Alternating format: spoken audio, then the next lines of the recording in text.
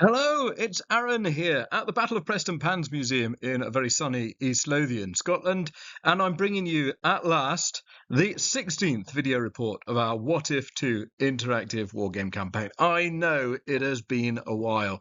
It's been a while since I was able to bring you the last update, but that's because real life got in the way as the museum moved into the busy season. It did not mean that the campaign stopped, however, the campaign continued, and so it's only my reporting that has fallen behind. However, I am pleased to say I am now bringing you video report number 16, the Siege of Poole, as we go into the aftermath of that disastrous Jacobite defeat at the Battle of Oldford. I've got loads to get through today, so I haven't got time to remind us of everything that's happened preceding in the campaign. But at Oldford, just north of Frome, it's important to remind ourselves that the Jacobite army, which had already been beaten at Wetherby and then driven back into Scotland, had managed to recover the initiative. Extraordinarily, it had driven back down into England through the west of the country this time, come down through the Welsh marches, and had succeeded in taking Bristol, embarrassing the British government that had almost relaxed into believing it had won the war. The French, triggered by this amazing turnaround in Jacobite fortunes, had sent an expeditionary force, but that expeditionary force, spoiled by the weather, had only managed to land half of the planned number of battalions. They had linked up with Charles Edward, and at Oldford, north of Frome, they had faced down the might of the Duke of Cumberland and lost. Charles Edward was driven back into retreat. But this time, unlike after Wetherby, Charles Edward can't retreat back to Scotland. Scotland has already basically been recovered by the government forces under the Duke of Argyll. Retreat now means falling back to the south coast, where surely the only possibilities are either an escape back to the continent or perhaps a resurgent French intervention. We know that the French have indeed already landed much of the second half of their expeditionary force, comprising the Irish Brigade. They had not arrived in time, though, to help Charles Edward at Oldford. Are they enough, though, to turn the fortunes of the Jacobites back around again? It seems unlikely. Now, what's left of the Jacobite army is pretty much unencumbered on its retreat. It does lose a number of regiments that are dispersed in actions trying to hold bridges behind the Jacobite lines so that the main body can get away. And of course, they're bought a little bit of time by the fact that most of the French infantry that fought at Oldford were obliged to surrender. And processing that does slow down Cumberland's ability to pursue with his full main force. The Jacobites then, Charles Edward links up with the Irish Brigade down in the area around Poole on around the 19th of March, 1746. It's hard for the prince to put a brave face on his fortunes, though, at this point. Cumberland is, of course, in a much stronger position following his victory at Oldford, although some elements of his army, including his Hessian allies, did take a battering during the course of the engagement. He does have a reserve force down on the south coast under Marshal Wade, including a large body of Marines, and he's got plenty of cavalry as well, and now scouring the area and undertaking operations such as the recovery of the important city of Bristol. But Cumberland's not going to linger around. As soon as he's able, he gets into the trail of the Jacobite retreat and heads south to finish the job. Now, once Charles Edward gets across the Stour, which is this river here, he gets an injection into his defeated army of 6 fresh regiments from the Irish Brigade and a number of artillery batteries as well. So there is potential for him to continue holding this line of the river with Poole behind, protecting those important long beaches where Bournemouth is today, where potentially the French might be able to either pull the Jacobites out or send fresh troops in. Cumberland's advance south is most likely going to bring him down to Winbourne Minster, where he'll have to force the river. Marshal Wade, coming from over in the east, has the options of Longham there and Ilford Bridge, which, not shown on this map, is here. So there are multiple crossing points that the Jacobites would have to try and defend if they were going to try and hold that line. Initially, it seems that they do intend to hold the Stour. Certainly, the Irish brigade is moved up. This is the scene at Wimborne Minster, where the Irish have dug in and fortified their bank of the river, and Cumberland, arriving on the far side, doesn't relish the prospect of trying to force another river crossing. We have seen some of that happening in previous engagements in this campaign, and it's always been costly. Cumberland does, however, bring up his artillery. He has considerable amounts of artillery compared to the Franco-Jacobite force now, and that artillery begins a steady bombardment of the French beyond.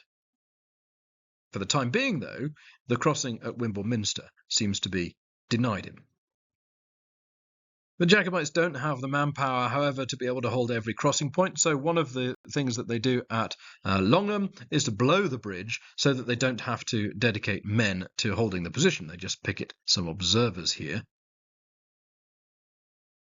And since the Jacobites are trying to hold Ilford Bridge as well, closer towards the coast, Marshal Wade determines to thrust most of his energy into repairing the bridge at Longham so that he is able to get his infantry across the river there. Whether here or at Wimborne, where the artillery bombardment is continuing, it's probably only a matter of time, a matter of days, before the Jacobites are forced to abandon the line of the River Stour. Now, Cumberland doesn't want to lose the momentum of victory, of course, and he has a considerable advantage in horse, so one of the things that he does to try and shift the Jacobites off the river sooner rather than later is to send Thomas Ffoulkes on a long cavalry flanking ride with the hope of cutting off the Jacobite positions on the river from Poole. This operation is counteracted by the Jacobites, who manage to move a body, mainly comprising the Athol Brigade, up to resist that cavalry push.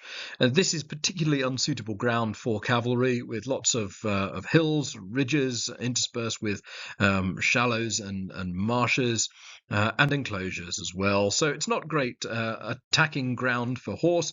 The Jacobites, therefore, after a little bit of skirmishing, hold a beneficial position, and Ffoulkes pulls back.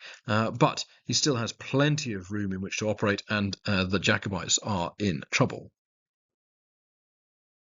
Not least because an enterprising British officer has identified the crossing at Stourminster Marshall.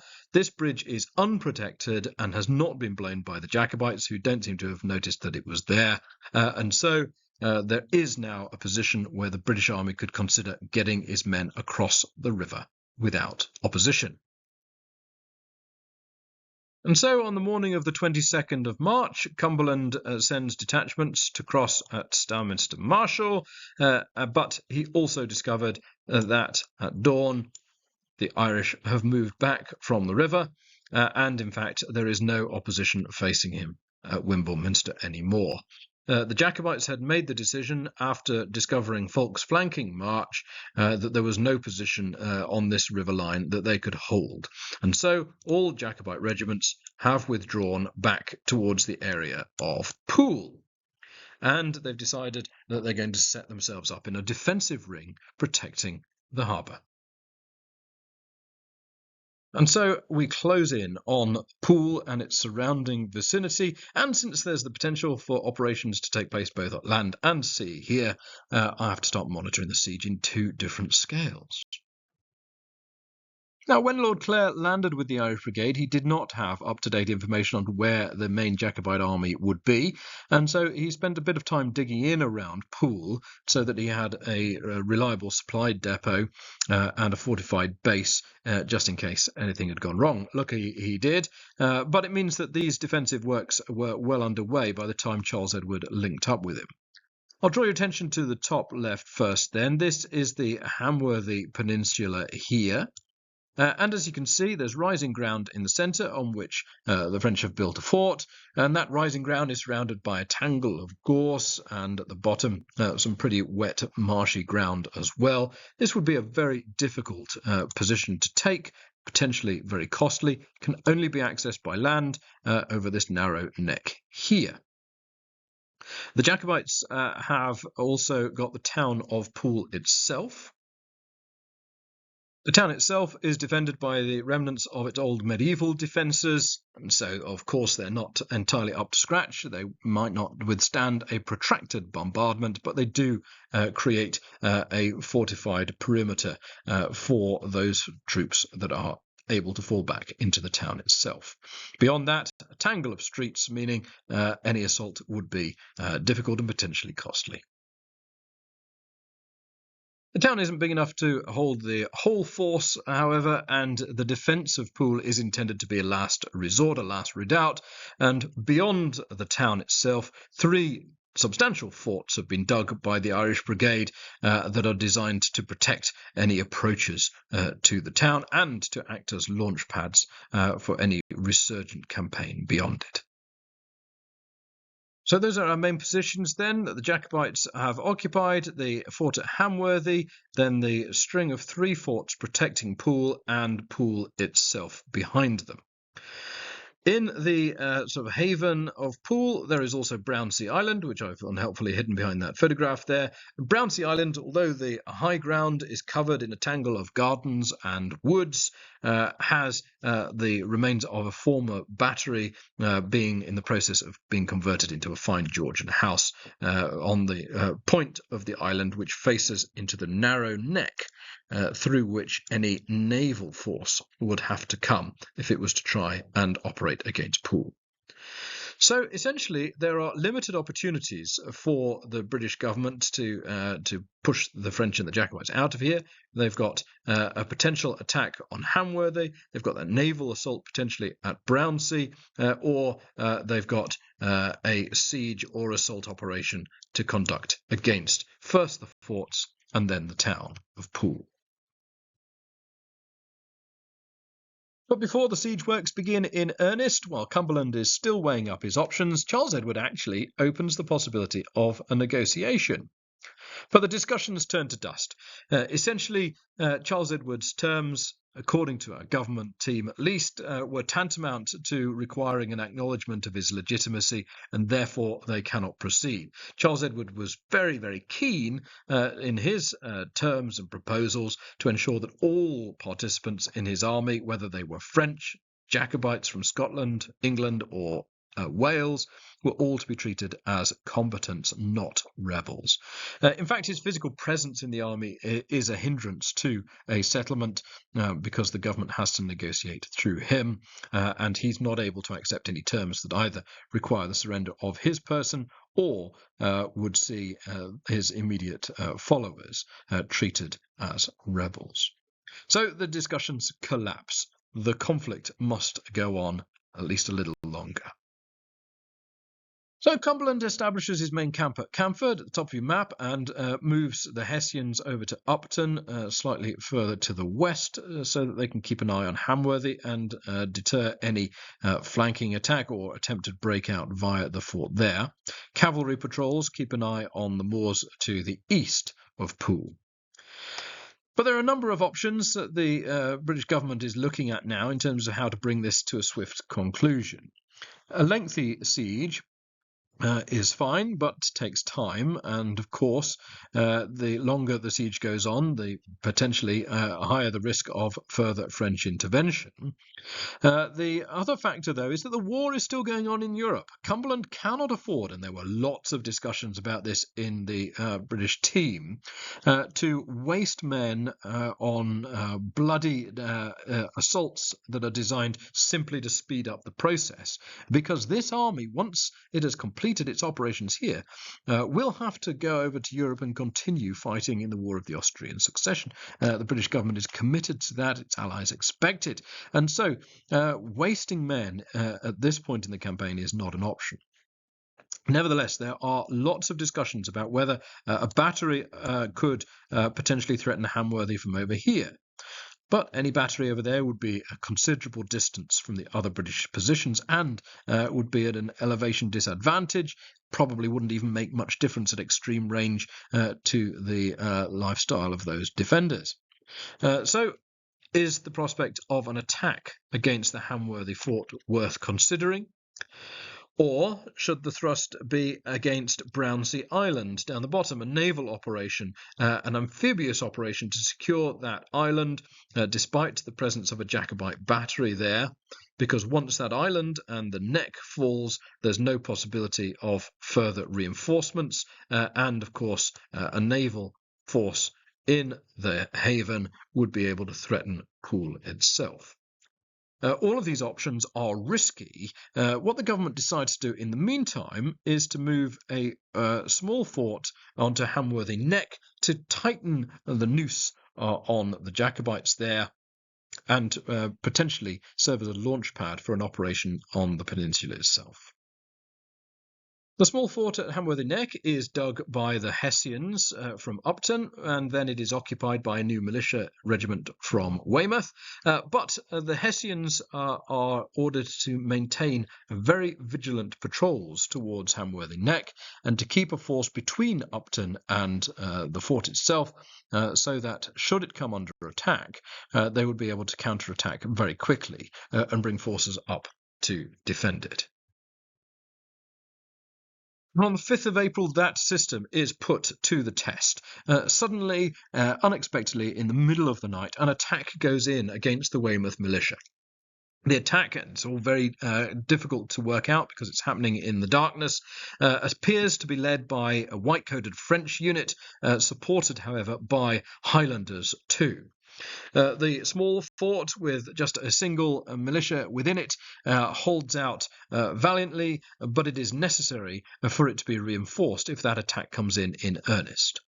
Meanwhile, it seems that the French are also sallying out of the fort at Longfleet, because the guns there open fire to cover an apparent approach of infantry. The British guns respond, and it seems a general sally is underway. The British army is not able at this stage to direct any reinforcements towards Hamworthy Neck. That is going to be up to the Hessians to deal with.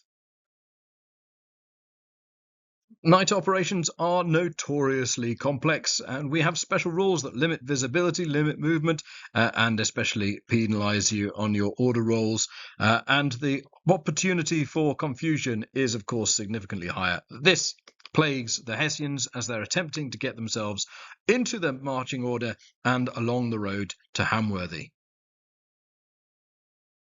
And that delay of just a couple of turns is fatal for the Weymouth militia. They are overrun, the fort is taken, and they are dispersed and driven into the dark countryside beyond. But by the time the Hessians did reach the fort, they found it had been abandoned by the French in turn. There was no attempt to engage them, the French having already, still under cover of darkness, returned to their fort on Hamworthy, the Highlanders going with them. So no attempt to hold or to press the advantage here at Hamworthy Neck. Were they simply being too cautious? Did they know that the Hessians were close at hand? Over on the other part of the battlefield, the attack out of Longfleet didn't really materialise into anything either. It seemed to have been a bit of a feint. Was this just a probe? Was it just a test? Was it just a chance to show that the army still had teeth? Because immediately afterwards, the next day, the Jacobites offer to negotiate once again. Again, the problem is encountered that was encountered before. There can be no terms acceptable to the British government that involve any sort of recognition of the rebels as having a legitimate cause. Nevertheless, the offer has been made. The Jacobites and the French have proven that they are determined to fight if they have to, but they have also made the gesture to suggest that they are ready to see the end of the campaign. But the impasse means that the siege must proceed in earnest. The Hamworthy Neck fort is considerably strengthened by the Hessians, and parallels begin to advance towards the forts at Sturt and Longfleet. There are posts created on the shoreline as well to challenge any attempt to land on beaches at Bournemouth, and there are discussions with the Admiralty over the potential risks and opportunities of an attack on Brownsea. The Admiralty is reluctant to give too much naval support to the army here because it is trying to make sure proactively that the Navy of France is kept bottled up in its ports and cannot get out into the Channel. One of the things that the British government forces are, of course, struggling with is that they're not actually sure how many Jacobite regiments actually escaped from Oldford. They're not entirely sure how many units, and certainly not how many batteries, landed with Lord Clare, and so they can't be exactly sure what dispersed where in this area or how strong any of the strong points are. What they can be sure of is that given enough time to bombard their way towards Poole, the enemy will eventually be forced either to surrender or to sally into a mistake or simply starved into submission. Under the protection of the guns from the first, over the coming days, as the siege enters its second week, a second parallel is advanced as well, and the guns creep forwards. The position is looking increasingly difficult for the French and the Jacobites. There are no reassuring signs coming from France. Well, that's partly because the Navy has been able to seal off the approaches to Poole from the Channel. Now, the British government does want to bring this campaign to a close as quickly, efficiently, and bloodlessly as it can, without compromising on terms. And so, increasingly, attention goes to Brownsea Island. If a force can be brought through this neck, this narrow passage into the haven, then, assuming it survives the head-on fire of the battery, it should be able, in the right conditions, to flank the battery there and potentially even land forces. So that is the plan, to send a force through that narrow neck. Once it is secured, then an amphibious landing of marines and sailors can be launched on the island, which will then ensure the battery, even if it is still firing on the ships, is silenced. Potentially risky, but the benefits of securing that island will mean that that fleet is in a position to threaten Poole directly, and all units surviving in the Jacobite and French forces are completely surrounded. And so Operation Trojan Horse is conceived. The idea is to try and confuse the Jacobites on Brownsea Island by sending a ship under French colours in ahead of the Royal Navy's forces, looking even like it was being pursued in, to provide a screen to protect those frigates as they sail through the narrow neck, where they're most exposed to the head-on fire of the battery.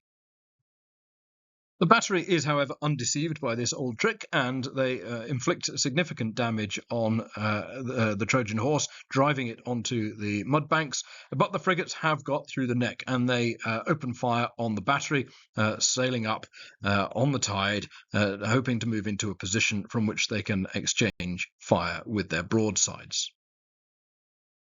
The Jacobites continue to fire desperately from their position at Brownsea. They're well protected, but they are facing a much superior weight of shot coming their way. As you can see here, the exchange of fire is protracted, but it is now only a matter of time, it seems, before the Jacobite guns are so horribly battered that they're forced into silence. Not least because the frigates are now supported by a bomb vessel, and the damage that is able to inflict on the battery is appalling. And sure enough, under this impossible bombardment, and with mortar bombs dropping from the skies and flames starting to lick around the former castle, the Jacobite guns are silenced.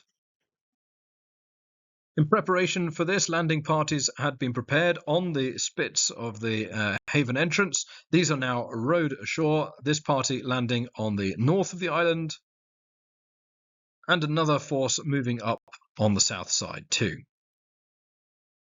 Neither were unopposed. In fact, they were opposed by English and Welsh Jacobites who knew they had to sell their lives dearly. They had nothing really to lose, knew that they were never going to be treated as prisoners of war by a vengeful government, and so they fought hard through the woods and gardens, throwing back the first assault, and only under the pressure of the second were they finally overwhelmed by the numbers of Marines that the British forces were able to bring onto the island as the night drew to a close.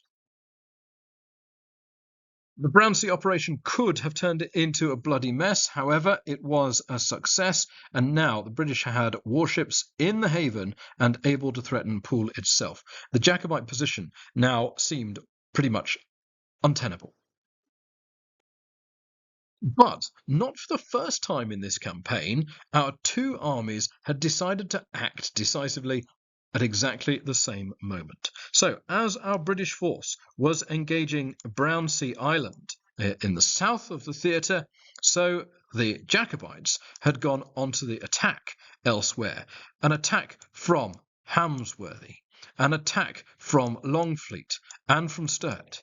As the British cavalry attempted to come sweeping in to support and outflank the attacking forces, then the third Jacobite fort comes to block their path. A major engagement now seems to be underway at exactly the same moment that Cumberland is trying to observe what's happening at Brownsea.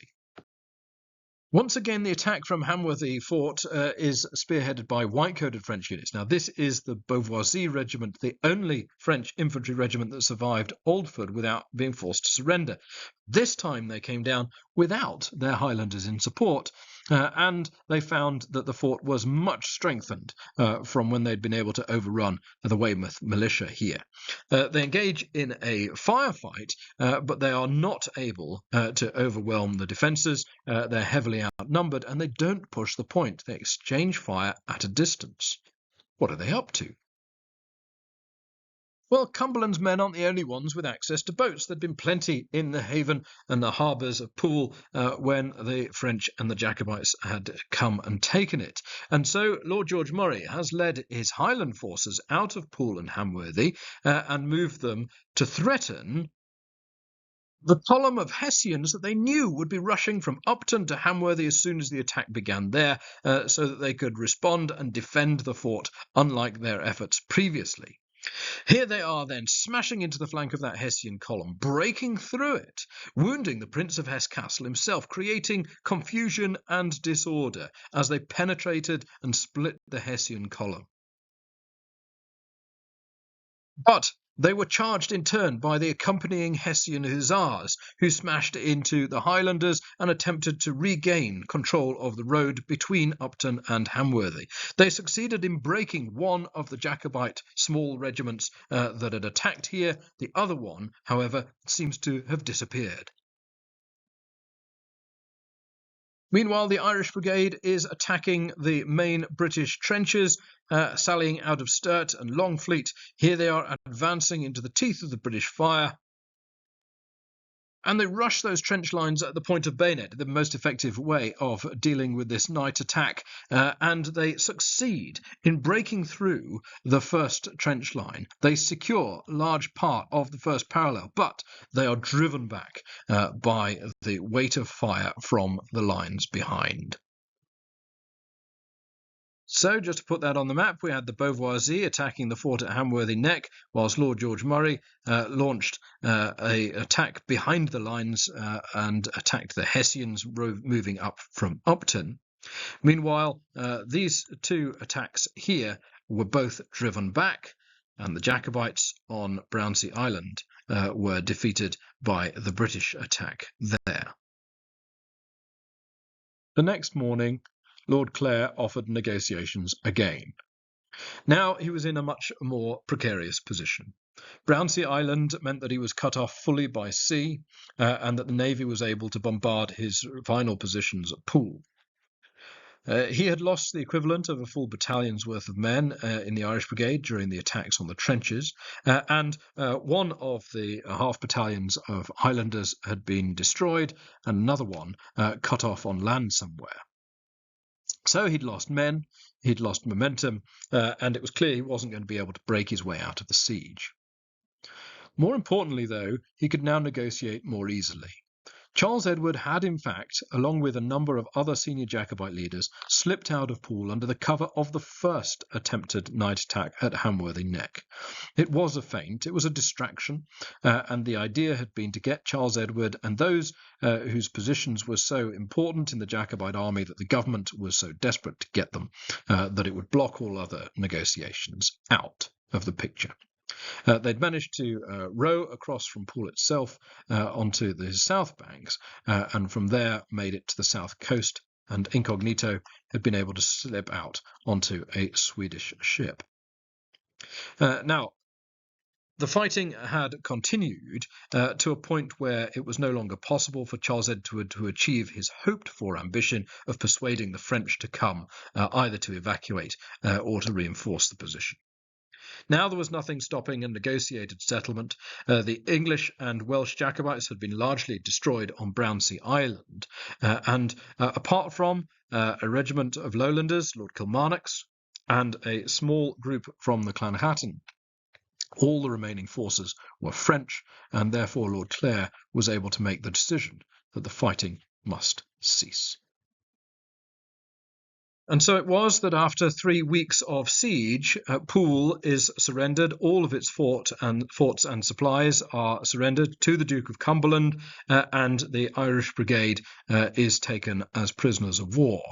The settlement was agreed that there would be some clemency to the wives and properties of those who were captured as rebels, but they themselves, of course, were to be forfeit. So the war has come to an end. No further Jacobite field force is available to continue the fighting. The French will no longer have any appetite to support further operations in Britain. They have, after all, achieved their main goal of securing a relatively easy hand in Europe for the last few months. There are still forces around, of course, that a small portion of the Athol Brigade that has survived all of these actions under Lord George Murray attempts to make its way to safety, but very quickly, of course, it finds the south coast cut off. British cavalry patrols stop it from trying to reach its intended destination at the Severn Estuary, and eventually, in a small firefight at a farmhouse in Somerset, Lord George Murray is killed, the last significant Jacobite leader in the field. And so our war has finally come to an end. It took the government 8 months to defeat Charles Edward, and maybe it should have taken less. Maybe after the defeat at Wetherby at Christmas, the British government should have pursued the Jacobite army much more ferociously. But that threat of a French landing was always there. And there have been more battles, more sieges, more action than there had been in the historical campaign of 1745 to 46, of course. But we've still managed to fight the war within the same essential time frame. Charles Edward failed once again in our what-if campaign to reach London. Perhaps, having run this campaign now twice, we're starting to see that the odds were simply too great. The material differences between the two forces simply insurmountable for the Jacobites. Nevertheless, in both of our what-if campaigns, they've succeeded in bringing French troops into the field, and all that has done is protract and expand the fighting and the blood loss rather than bringing it to a satisfactory conclusion. I have to say, now that the campaign has concluded, a huge thank you to everybody who has been involved in it. Now, particularly that means Alex, Dave and Brett, who have been our Jacobite team and who have, of course, also, along with myself, supplied all of the figures for the campaigning. Huge thanks to everybody who was involved. I think we peaked at around 160 people in the British Council of War. Daily engagement, daily discussion, huge amounts of conversation, sometimes disagreement, but ultimately a victory. And of course, a great deal of thanks to be offered to all of those who have watched these updates. It really is wonderful to have read your comments over the course of the campaign and to have had your encouragement. And I shouldn't end with an apology, but I will. I am sorry that it has taken me so long to get this final piece of the puzzle into the picture for you. I hope you've enjoyed the campaign as much as I have. For many months, I lived this campaign almost as much as I spend my time living the original 1745 version. Speaking of which, we are approaching the 280th anniversary, and we will be starting a new series of videos very soon, which will follow what actually happened in 1745. We will be using the same techniques. We will be looking at it in miniature and illustrating it with the amazing cast of figures that we have assembled during the What If campaigns. So join us for the Tabletop 45 when that gets underway very soon. Please continue to follow the Battle of Preston Pans, all of our activity, not only here on YouTube, but on Facebook too, and of course our website. And if you haven't done so already, what have you been doing? Get yourself to Preston Pans, come on our battlefield tours, and come and visit us here at the Battle of Preston Pans Museum.